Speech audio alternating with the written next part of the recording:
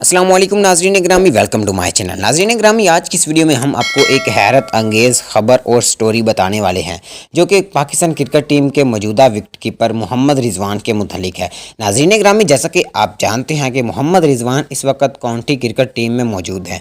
जी हाँ नाज़रीन ग्रामी, आपको बताता चलूँ कि 90 ओवर एक दिन खेलना बहुत बड़ी बात है, वो भी रोज़े के साथ। नाज़रीन ग्रामी, जैसा कि आप जानते हैं कि ICC T20 वर्ल्ड कप 2021 में भी मोहम्मद रिजवान ने काफ़ी अच्छी परफॉर्मेंस दिखाई और वो नमाज भी 5 वक्त की पढ़ते थे, कुरान पाक की तिलावत भी करते थे। चाहे जहां भी नमाज का टाइम हो जाता था, स्टेडियम में हो जाता था, होटल में हो जाता था या कहीं रास्ते में हो जाता था, मोहम्मद रिजवान नमाज अदा करते थे, जिसकी बदौलत उसे इतनी इज्जत और शोहरत मिली है। जी हाँ नाज़रीन ग्रामी, इस तरह का ये एक वाक़या पेश आया है जहाँ पर वो अपनी टीम में मौजूद थे। टीम में कुछ इंडियन खिलाड़ी भी हैं, कुछ नॉन मुस्लिम भी हैं, अंग्रेज़ भी हैं, क्रिश्चियन भी हैं, मतलब कि सारे तकरीबन नॉन मुस्लिम है।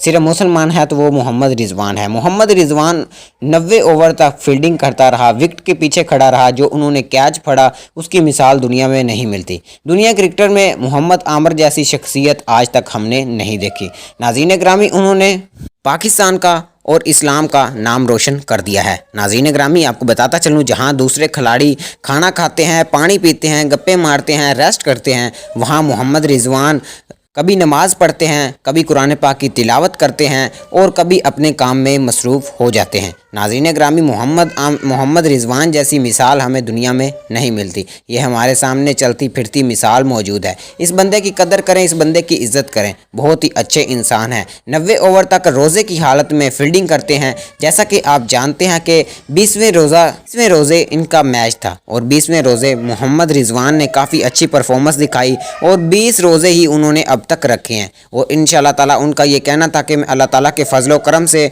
और अल्लाह ताला ने अगर हिम्मत मुझे दी तो मैं 30 रोज़े कंप्लीट करूँगा।